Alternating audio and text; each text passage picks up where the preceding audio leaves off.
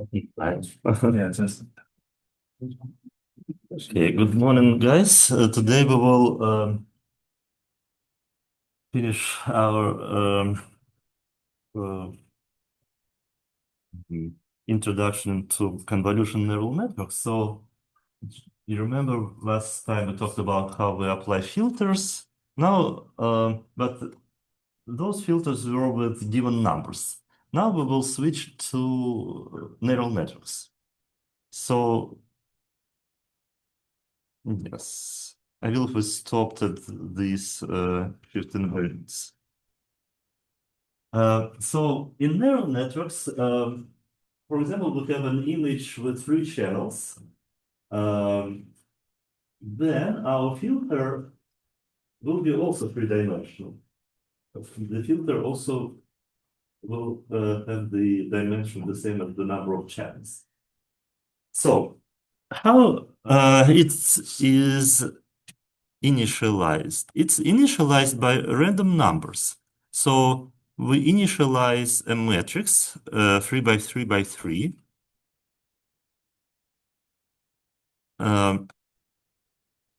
With some random numbers, some weights, W.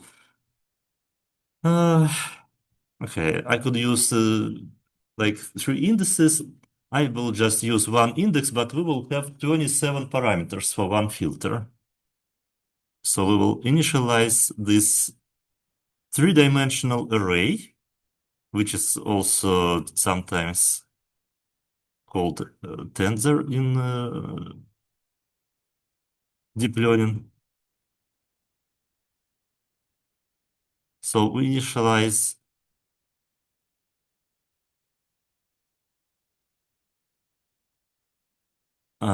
one layer, the one is we call this channel.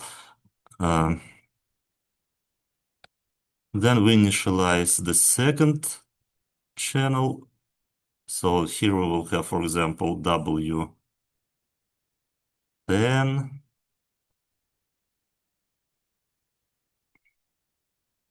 W11, W12, and here we will have W this 13 and so on. So we initialize this array with random numbers. Last time we talked about how Torch initializes with random numbers. And then we multiply this three-dimensional array by the same dimensional shape of our image. For example, just to apply to the upper left corner. Oh, wait, it's right. Whatever. So this image, it has some numbers, some pixel values, x1, x2, x3, x4, and maybe 1,000. I won't write all the indices. Then another channel has some other numbers, for example, y1, y2, y3, so on. And the last channel also has some pixel values for RGB for blue channel, for example, if it's RGB. And as you remember, the operation of convolution is the product and summation. So we multiply the first pixel x1 by the weight w1. Then we add multiplication of the second pixel with weight using w in the first position, with the second weight. And we continue this multiplication. Then we will multiply the next channel of y and what is the weight w10 with pixels from the second channel and so on. Then with the pixels from the third channel. And in the end, we'll also add a bias term, just a constant. Well, a constant which is trainable parameter b. B plus b, for example. And the result of this convolution is just one number. And this will be the first number in our output feature map. So this will be the first value here. How to get the second value? How to get the second number? Yes. You would move over 1 unit to the right. Yes. Yeah. Correct. So now we move by 1 pixel, and now we will apply the same filter with the same weights, w, but to the next 3 by 3 region of our image. So this is how we will get the second pixel. And you can, of course, if we have stride, we will shift by maybe 2 pixels. By default, stride is 1. And we will get as the result one-dimensional image. So every time when you apply convolution layer, it doesn't matter what is the number of channels. It can be hundreds, it can be thousands.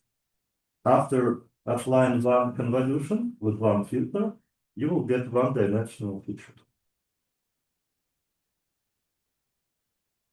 And the number of parameters for convolution layer will be, in this case, 3 by 3 by 3 plus 1, so 28. Of course, you can use without bias, like in linear waves. You can use parameter biases equals false. By default, it includes bias. Okay.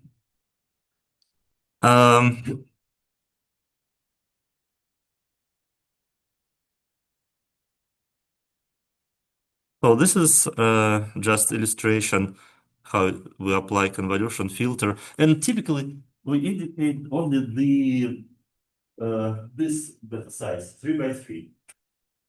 In the torch, you indicate only height and width, and the last dimension, the number of channels, will be applied automatically because neural network knows the input shape, so the number of channels will be calculated automatically. Let me erase the drawing. Okay, and as the result, we will get a one-dimensional picture. What if we want to get, for example, more channels in our output? What if we want to get, for example, 2 featured two channels in our feature map, or three channels. In this case, we should apply three different filters. So there is also parameter in convolution layer in torch, number of channels. So if by default it's 1, but if you will indicate number of channels 5, it means that torch will initialize 5 convolutional filters.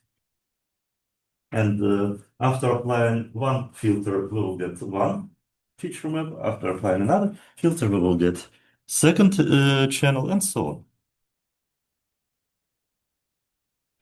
And finally, the first architecture that beat the human performance on image on handwritten digit recognition in a various character. It should be a Minis data set, but I use this from one paper.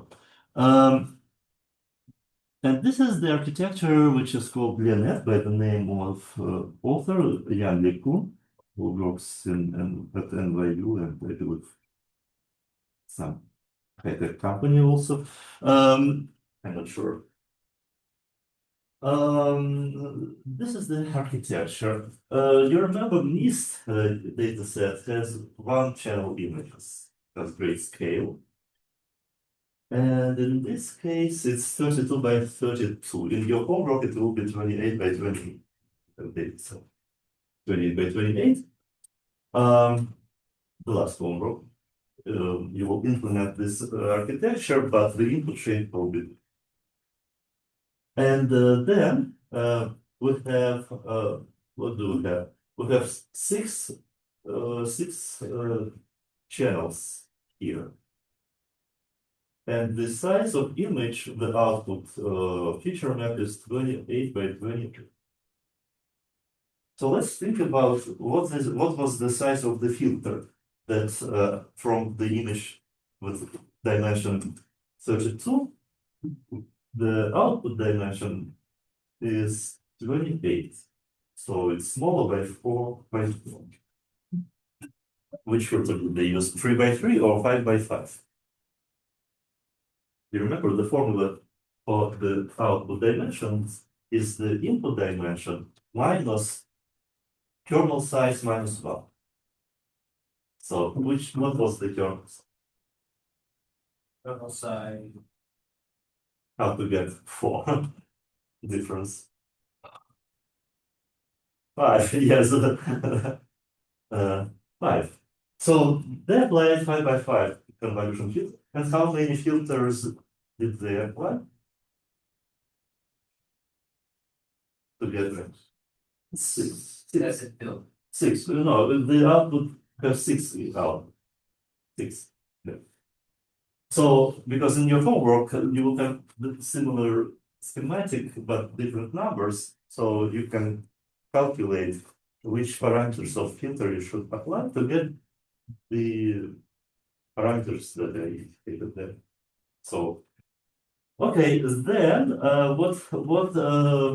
what happens after that? 28 by 28 images became twice smaller. So which operation should we apply to get twice smaller image? Yes, you can speak without rated head. I think it was, I'm assuming it's a 15 by 15 cube because of how, Right, 40. or they get to go from 28 by 28 to 40. Yes. Oh, yeah, I think it's 15 by 15. No, which operation? Oh, I mean, like the question was which operation we should apply to get twice small image. Remember last time we talked about convolution with stride, with padding, with dilation. Then we talked about pooling, max pooling, average pooling. So which operation we should apply to get twice smaller image? Pooling. Pooling. Do you remember? We kind of created blocks, for example, 2 by 2, and then we just took the largest number for maximum. So maximum, yep. What would be the difference between using pooling and just using the 15 by 15 cube filter? Or yes, so Jonathan, in filter we use parameters. In pooling, we don't have any trainable parameters, so it's just less parameters, and also yeah, so it just kind of reduces the size, but without any computational cost. Does make sense? So pooling. After that, so we have 6 channel image of the size 14 by 14 pixels. We have images 10 by 10 and 16 channels. So let's think about what was the size of the filter. So now, Jonathan, it was filter. Okay, from 14 to 10. What was the size of the filter? Dimension again 5. Yes, again 5. Because 5 minus 1 is 4. So again, we apply filter to, because we have smaller dimension by 4. And how many filters we should apply to get 16 channels? 16 filters. You don't have so much fingers. So 16 filters. So actually, this is how you can calculate the number of parameters. For the first filter, they applied, for the first kind of iteration, they applied filters 5 by 5 and 6 filters. Then pooling doesn't have parameters. Sorry. 5 by 5 plus 1, because there is also bias term. Sorry if I have, I missed this additional time. Then pooling doesn't have many parameters. Then again 5 by 5, but now 16 filters. 5 by 5 plus 1 times 16. After that, from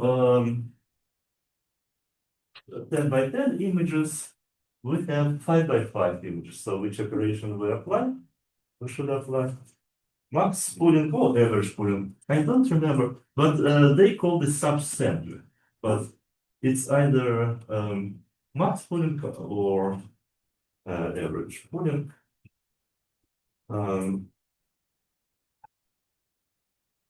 There is also another operation which is called transpose convolution in Torch, which in pooling, you remember, in pooling, we choose the largest value from these 4 numbers, but we don't keep track of the position of this number. In Torch, there is also operation transpose convolution.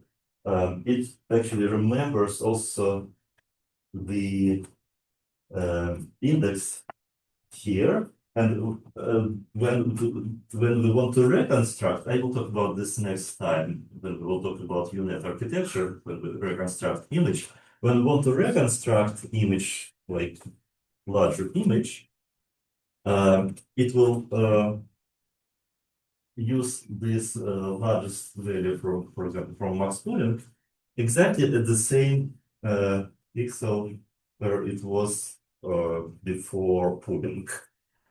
And other pixels will be interpolated with, for example, when all these pixels, they will be interpolated.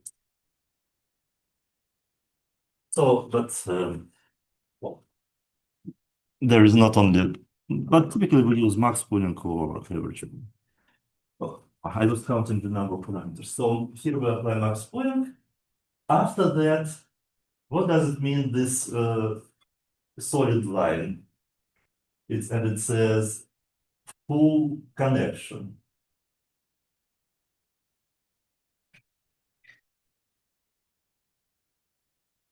So which operation we should apply to go from two-dimensional feature maps to one-dimensional?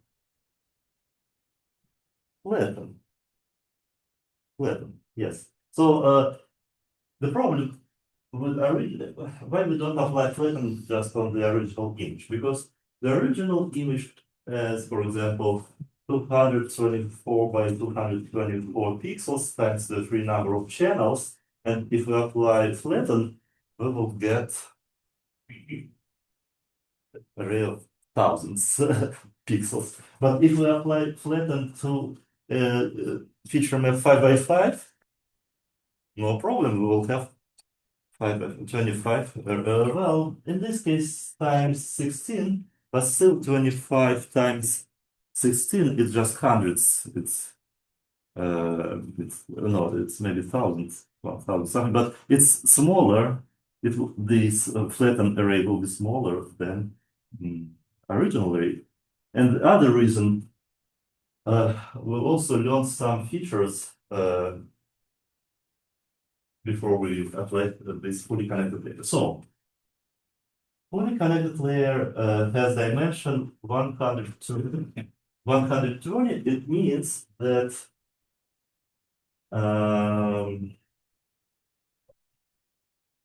the input shape is 5 by 5 by 16.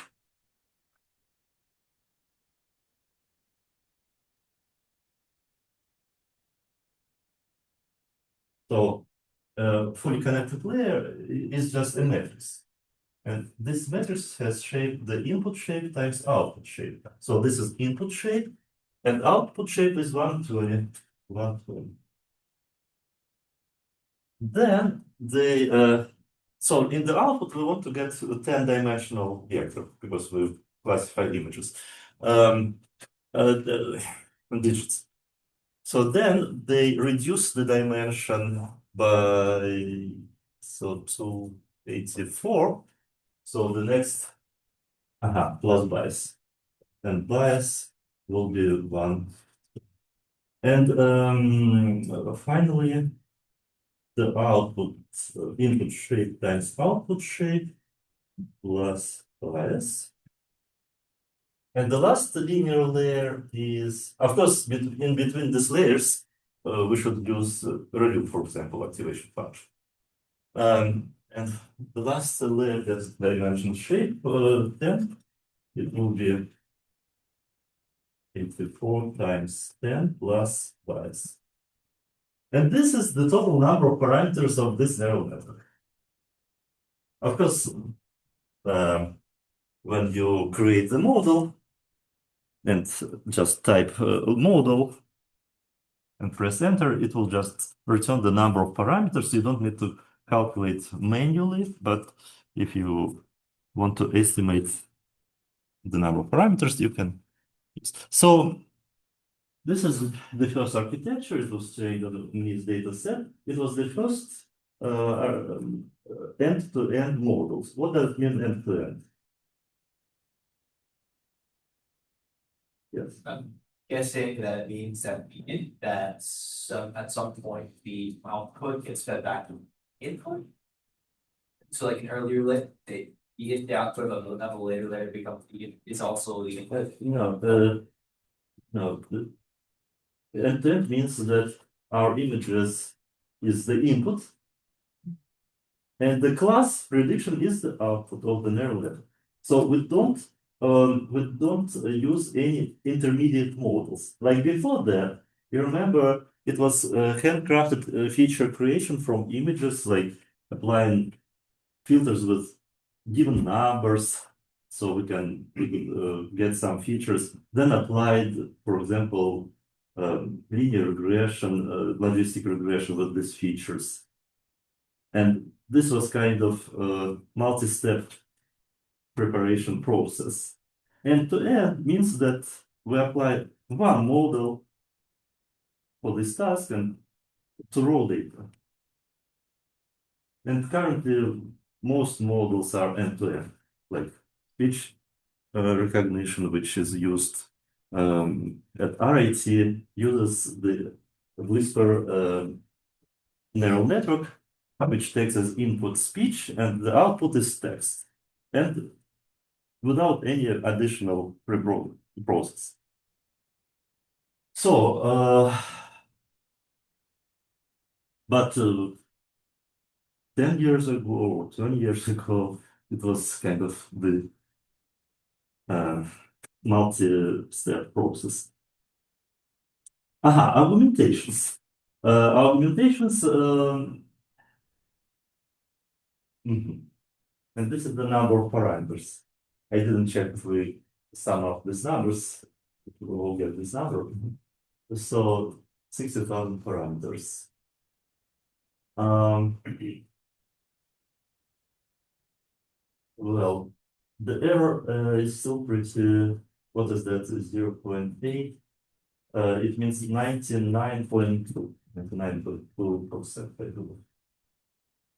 I'm not sure if I don't remember if it's percent, but I believe it should be percent because the human performance is 98%, and this neural network should beat the human performance. So augmentations. We will talk today about augmentations because you will use it in your final project. For example, we have all these images centered digits in our image. How can we add images where the digits are shifted? Well, you can just shift your image with some image processing frameworks like Torch Vision, and it will create kind of a new data. It will use the same digit image of digit. We can, for example, crop this image. For example, shift the frame, and then in the resulted cropped image, we will have these digits kind of shifted. So this is, or we can rotate a little bit the images. And I will show examples today. So this is actually also the first model where data augmentation was applied. Now let's go to the code examples. And today I will kind of recover everything that I didn't talk about last lectures, because there are many tricks that you can use, how to use GPU, how to save your model, how to apply data augmentations. And then we will talk about the next, more recent architectures.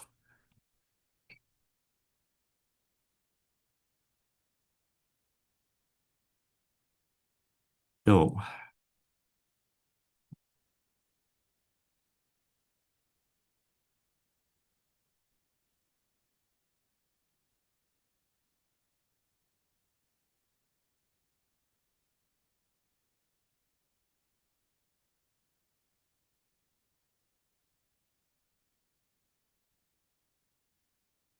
okay, this is our notebook from last class.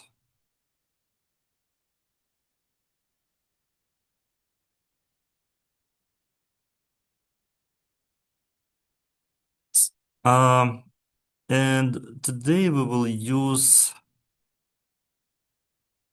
another data set, which is called CFR10. The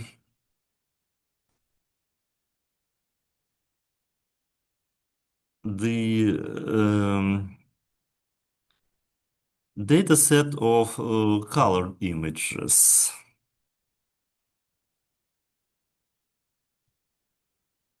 Uh-huh.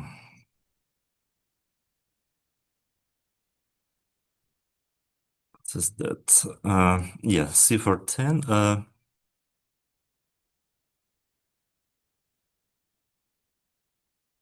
So this is the data set that contains I don't remember, 35. Let's double check of 32 by 32 pixel images. So now instead of digits, we have some classes, 10 classes, dogs, goats. So, um, so let's look at the shape of these images.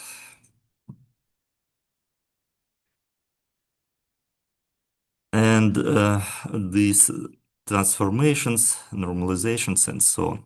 So I believe more recent comment is to image, not to tensor, to image. And let's first, so to image, as you remember, transforms into tensor, into torch format.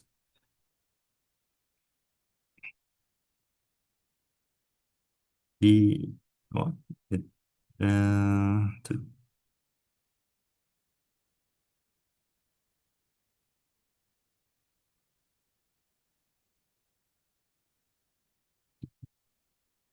let me open our previous notebook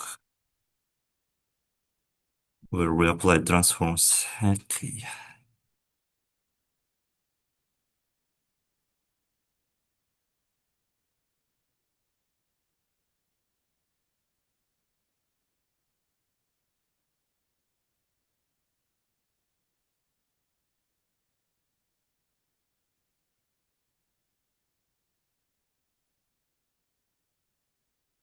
Salt. Okay.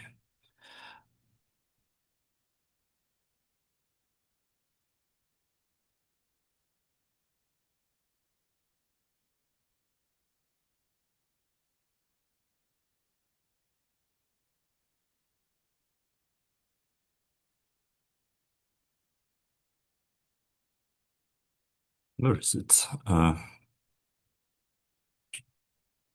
Ah, clicks download. For some reason, if there is the prints from training loop, it doesn't show the notebook on cover.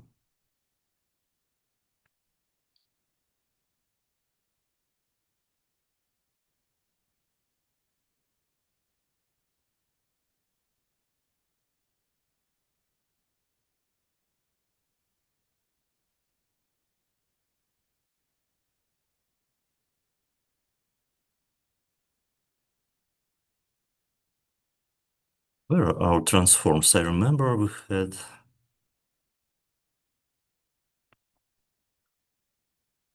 Oh, it's here.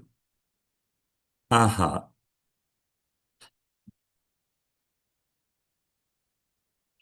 To image, yep. Why it doesn't like.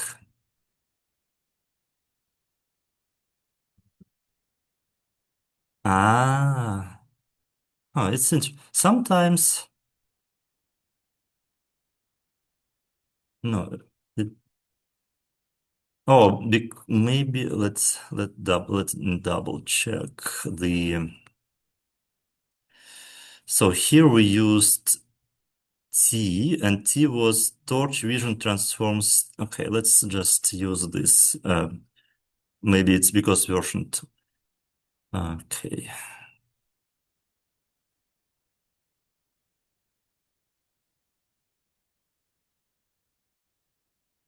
And we will use T transforms.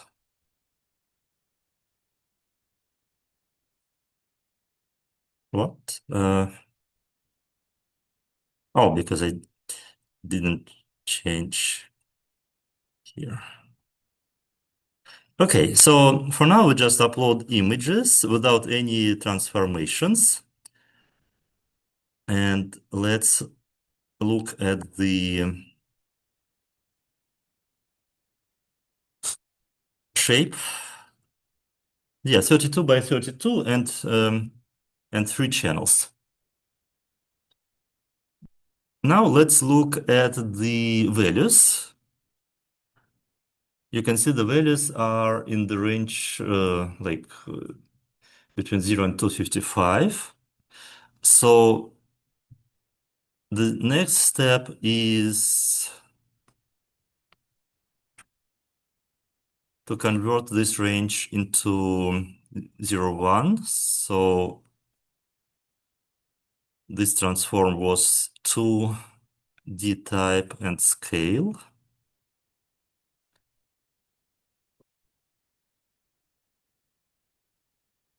Yeah, I don't think that comma was an issue. After this transform, we will get image in this range 0, 1. And this is, you remember last time I mentioned that, not last, but maybe part before that, last one, that we also will need to normalize images. So, the first question, why do we want to convert images from range 0 to 55 into range 0, 1? Why we want to work with data in smaller range? And it's not related only to deep learning. It's the same for any numerical methods, like in numerical mathematics. Yep. Does it have to do with the overflow issues? Um, there is, yeah, of course, you can get overflow for large values, but there is also another deeper reason why we want to work in the small scale of number line. Is Do you know that how numbers are represented in computers, they are more dense in small range, and then there's more space for large values. So as you remember, we talked about float data type, and float data type, for example, if we have 0.5 and then we multiply this by the range, and range, so in float 16, for example, we have 1 bit for sign, 5 bits for precision. Precision means how many decimals we keep after the dot. And range represents the power of 2. So, for example, if our precision and sign takes 6 values, then, oh no, sorry, in float 16, 10 bits, 5 bits for the power, 5 bits. So 5 bits can represent the highest number 32. So the largest value that we can store with float 16 will be 2 power 32. 2 power 32, for example. Or let's say 2 power, for example, 13. So this is how numbers are represented in computer float numbers. And because we have a limited precision, just 10 bits for precision, it means that if you use a number like with more decimals, they will be rounded up to the number where actually precision ends. And it means that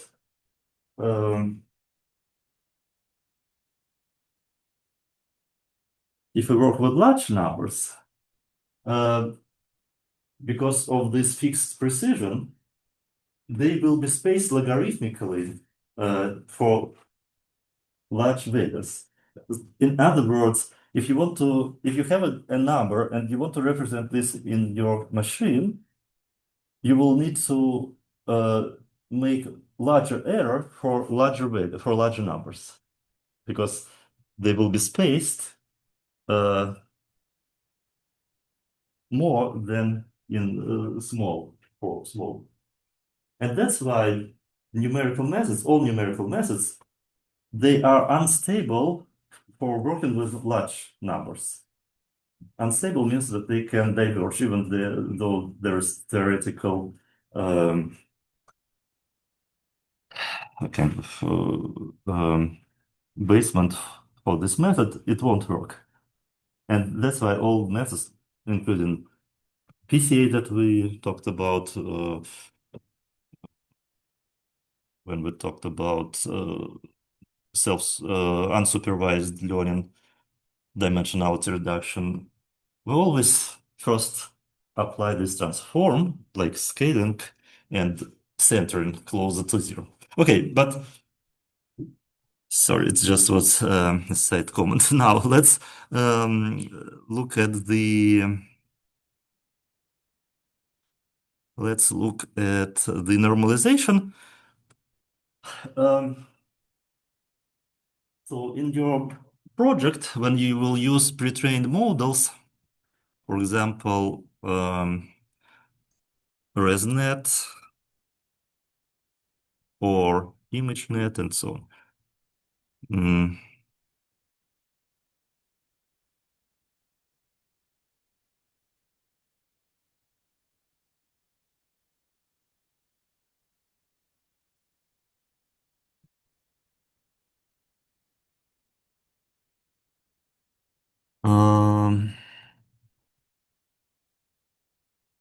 Yeah, you will see the data the pre-processing that was used to train this neural network. Because you will use pre-trained neural network, you will need to prepare your data exactly in the same way as it was prepared for training. Otherwise, it just won't work. It will see the data that it didn't see during training. And there's a data set that we will talk about, ImageNet, with larger images, not 32 by 32 pixels, but 224 by 224 and larger. So of course, you can do this manually. You could take all the images from cipher 10 and calculate the average over every channel and over every pixel means. Sorry, over every channel, and calculate the standard deviation. But typically, we use this mean and standard deviation that was calculated for ImageNet data set, because those are still images, and the difference should be very small between different data sets of images. So that's why I will apply also this normalization.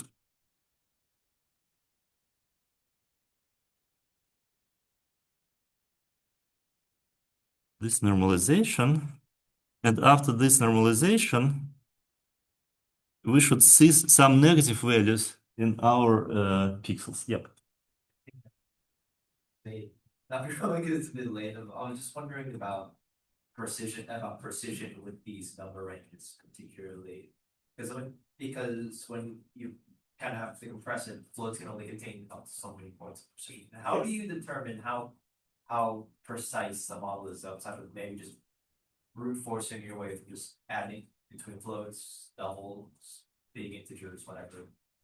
So, floats, doubles, any n bit decimal. Yeah, so typically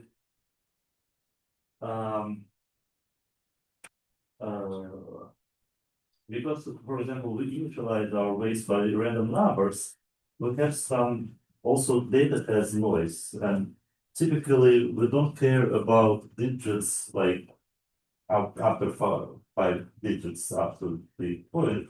So, but like large models, large language models, they're trained in six default precision. In default precision, we use 8 bits for the range. So we kind of use more bits for the exponent than for the precision. So yeah, kind of use sort of a small precision.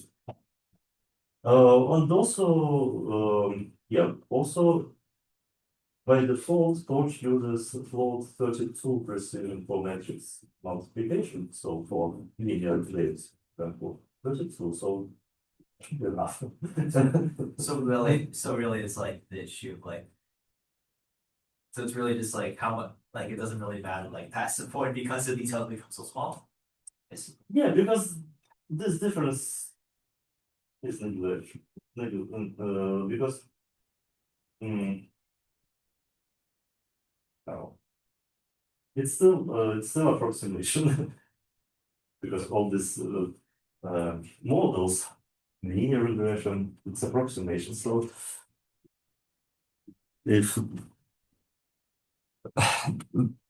the idea is that the data itself has noise, so we can't do better than our data, and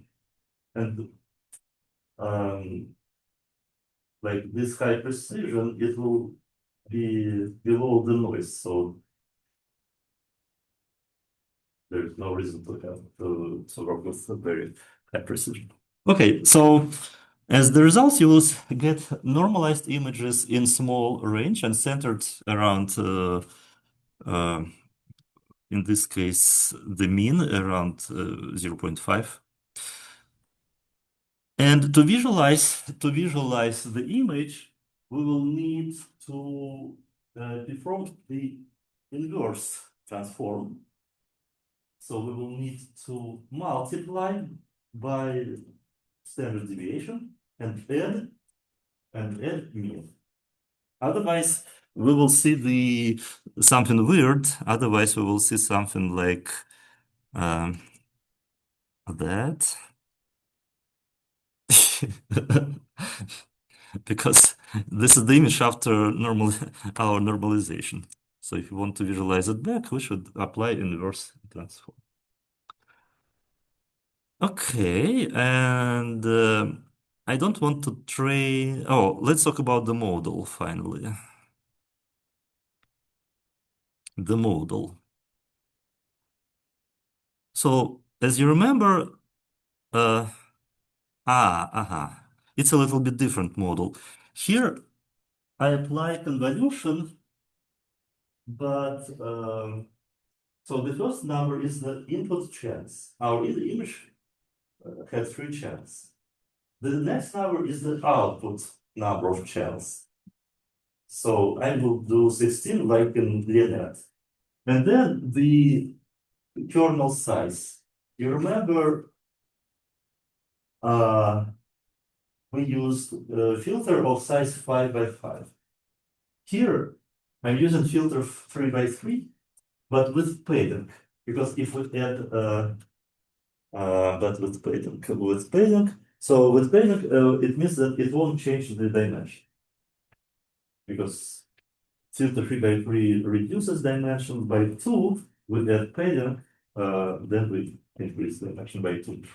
So this layer will return the same image size, 32 by 32, but now it will return 16 channels.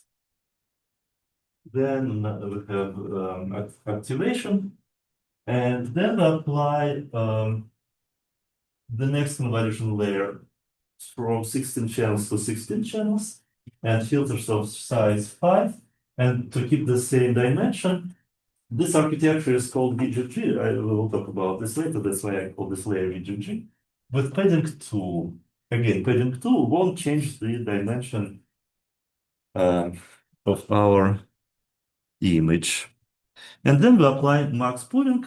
So the resultant image will be of size 16 by 16. And after that, I just apply flatten.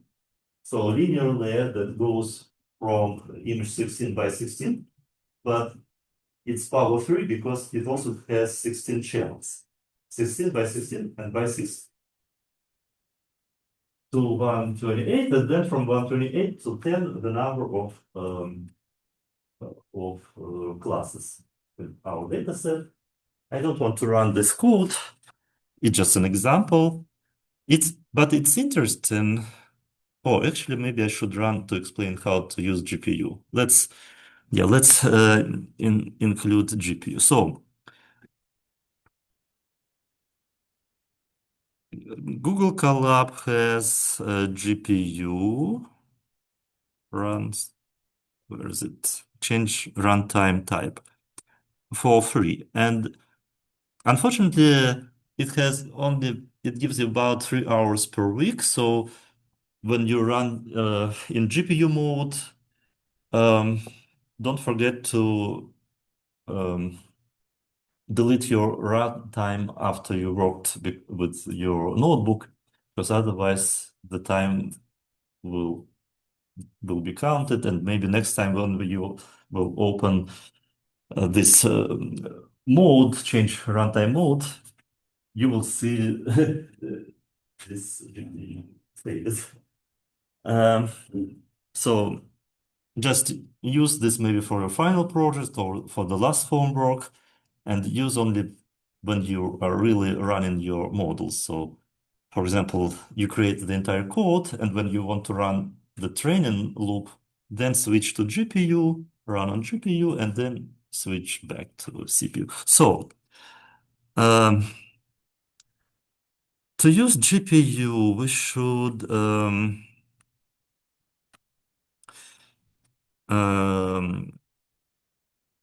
so to check if you have GPU, you can, yeah, there was actually correct. Code the torch CUDA is available. If it's true, it means that you have what? I didn't import. Oh, okay. Because I switched the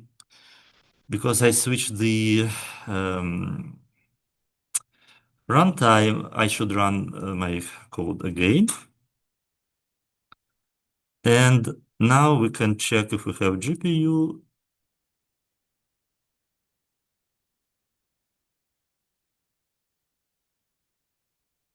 And true means that we have access to GPU cards. And then you can define device. So this is the standard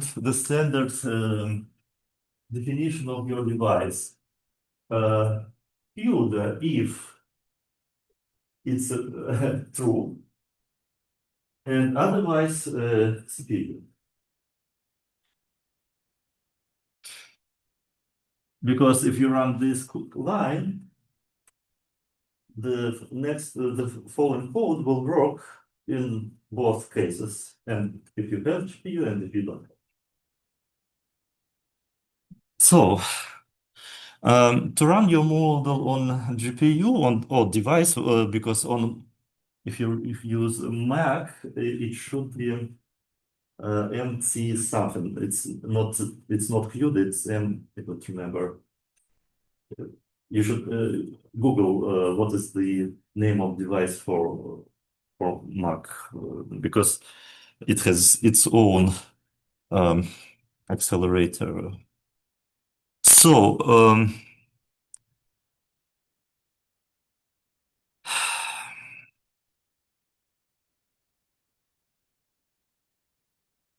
let's import our data set again.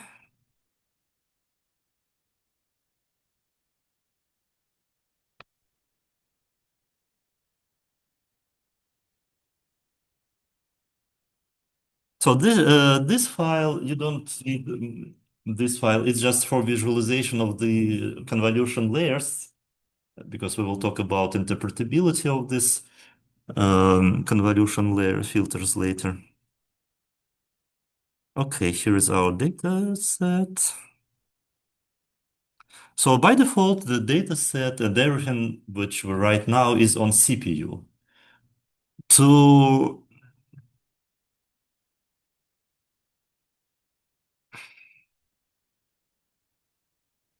data loaders, okay.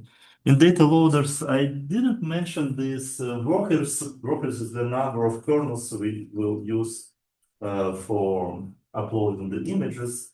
Collab supports only 2, but your machine can support 8 or more.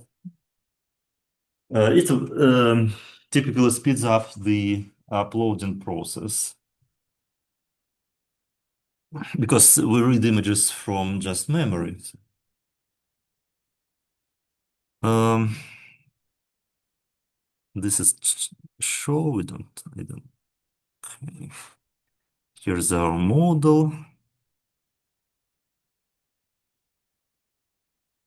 So we initialize our model, and again, this model is on our CPU.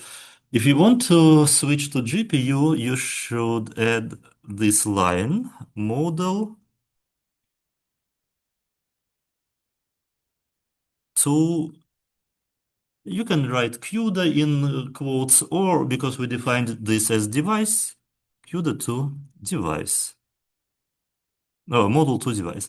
And the model will be uh, copied to your graphical device GPU.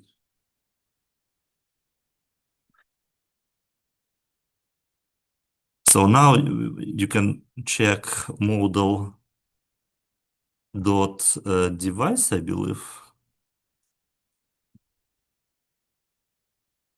Mm, uh, may-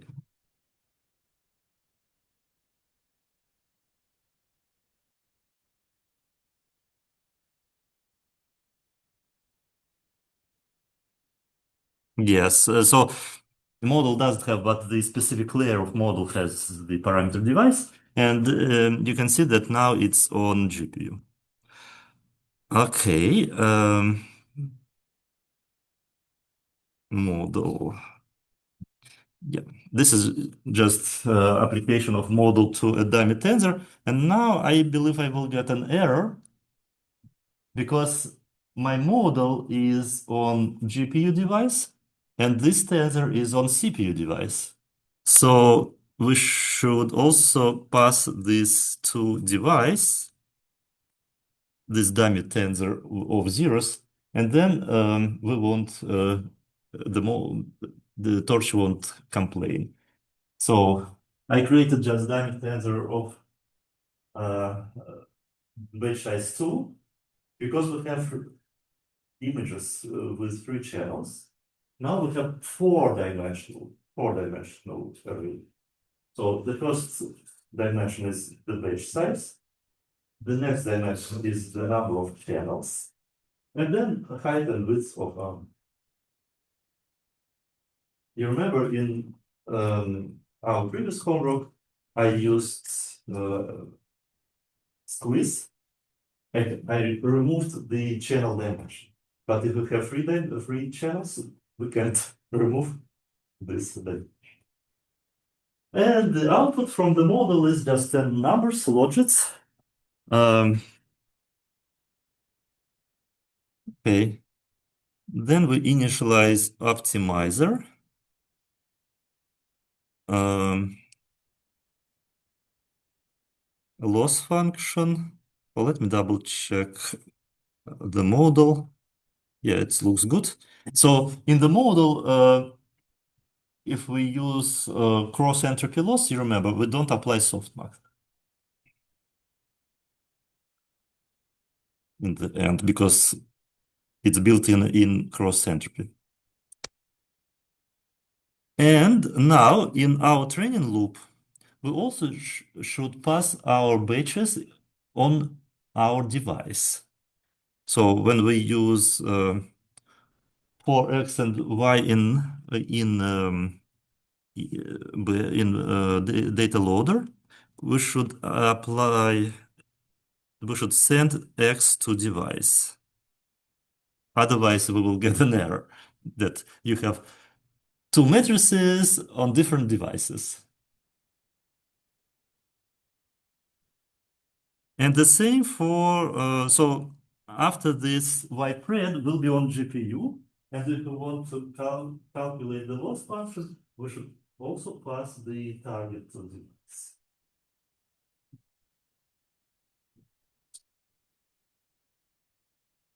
So after that, all the data will be on GPU. So for evaluation, we apply torch-no-grad.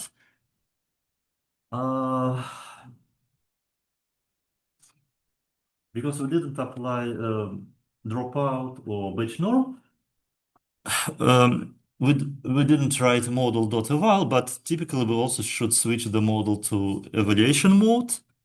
And in training, we should switch our model into train mode if you will use some layers that perform differently during train or evaluation.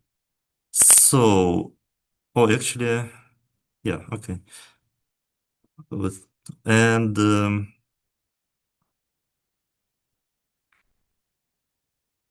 because our model is on GPU, again, we will need to pass X to GPU to device and Y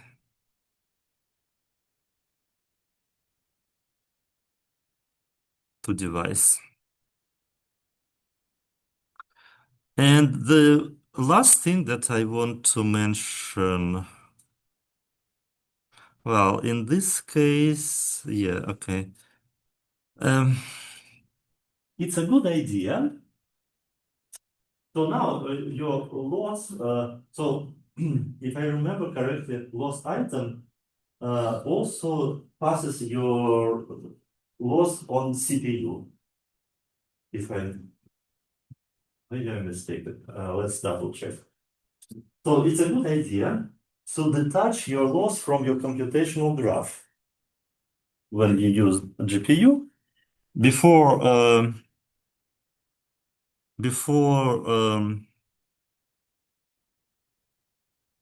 well, this is very simple code. Typically, you remember we create an array and we store the values of loss in this array. So it's recommended to detach your value of loss and from computational graph before saving this on yes, item will actually save on CPU because if you want to pass some data from GPU to CPU during training, it will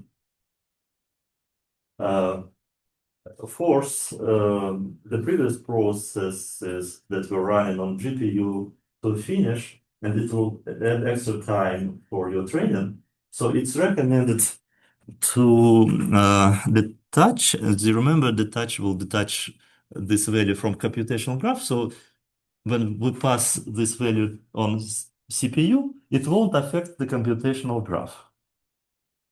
So loss equals loss dot detach.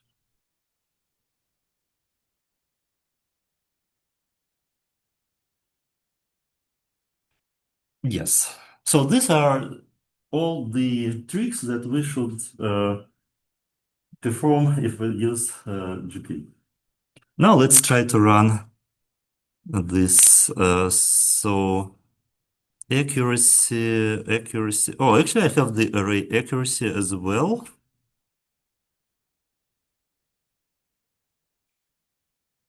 Well, yeah, in this case, it doesn't make much sense to maybe to detach.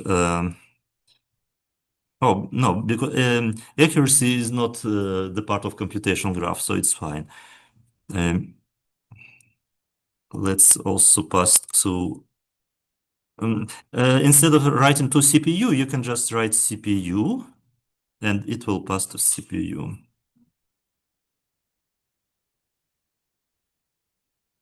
And the training with GPU will be much faster than without GPU. How many epochs do I have? 10, okay. Um, okay, I don't want to wait until this model is trained. I just wanted to show how to use GPU. So, what's the problem? Um, oh, it looks like, oh, okay. Maybe because I used num np min instead of torch min. Um, it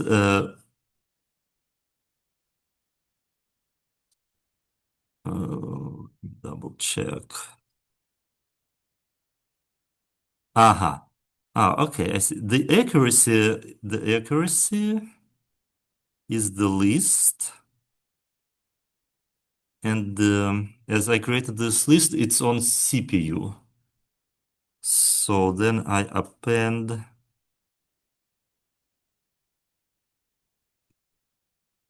Aha. Yeah. Um, I did some mess here. Ah, okay, because I'm using here. Oh, okay, I see. I am using here item, and this actually passes the data to CPU. Okay, it's a little bit. Yeah, it's not a good code for. Maybe it's better to do all operations on GPU and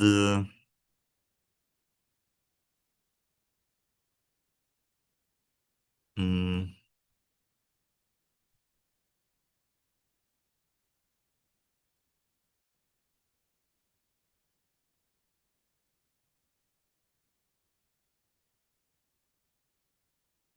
and after that.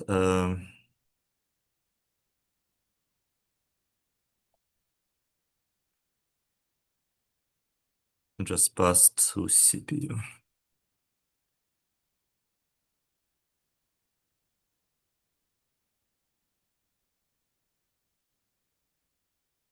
Okay. Now let's look which the filters which filters our model actually learned. Let's see if it works. Because as you remember, the idea of convolutional neural networks was to learn filters instead of using there's still a problem. List has, okay, maybe I don't need to pass the list, and it will take the value, choose the device from the data.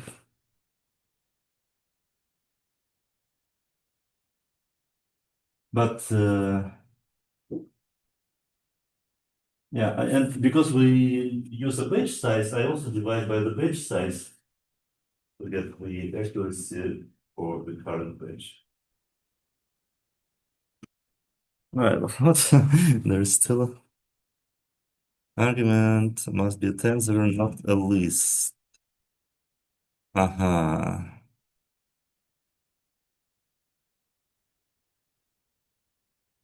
Okay. Um, yes, if we want to convert list into tensor, we should also use torch.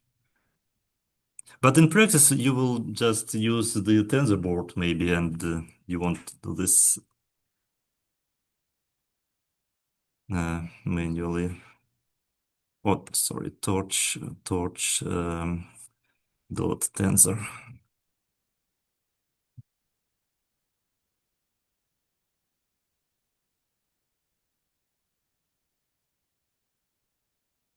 Or maybe it was a good idea to what I could do. Oh, sorry. It's evaluation. In evaluation, we don't have gradients. I shouldn't care actually about the detach. I'm sorry. For evaluation, it doesn't matter because in evaluation, we use mode with torch no grad, so we don't have actually computational graph. Sorry, it was uh, unnecessary complication of the code. So, but it's working. But it's working now. Yeah, so you could leave that as it was before because it's a variation. My gosh. Okay, now let's look at the uh, filters that model learned from our data. Because these our filters had three channels, they have colors. If we print like every channel,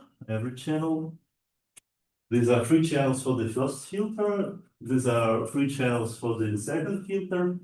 And the first layer will get 5 filters, if I am not mistaken. And for the next, we get 16 filters. So if you look at these filters, you can notice that they learn some patterns, like straight lines, uh, or some corners. Uh, so if you remember the paper with cat, they also detected the impulses on the straight lines under different angles. Some diagonal patterns.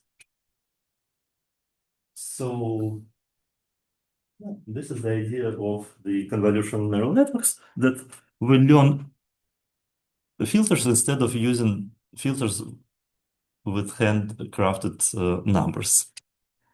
Now, I also we have 3 minutes left. Okay.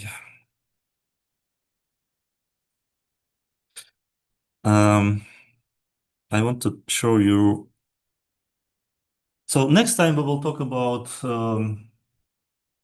other architectures like AlexNet, VGG, GoogleNet, and ResNet. But for now, I want to show what these filters actually learn. So if we visualize these filters, the first layer typically learns some linear patterns.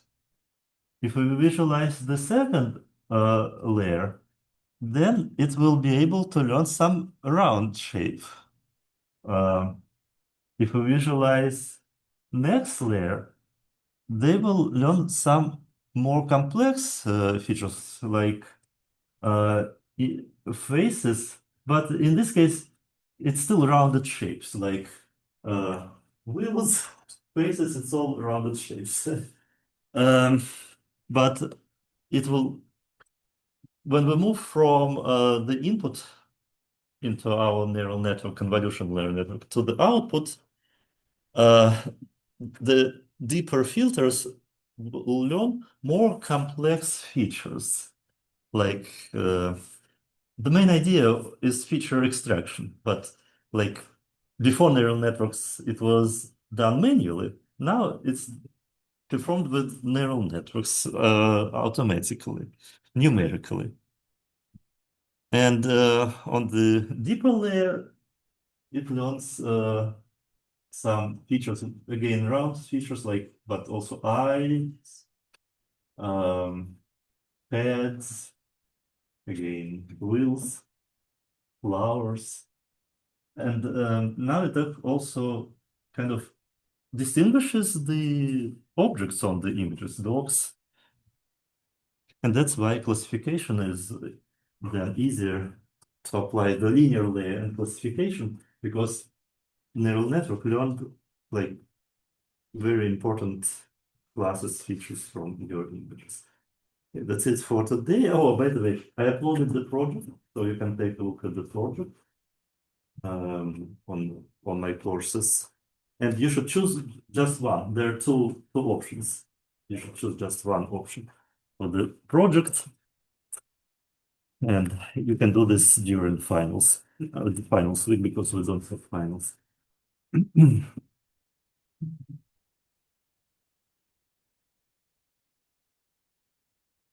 Yeah.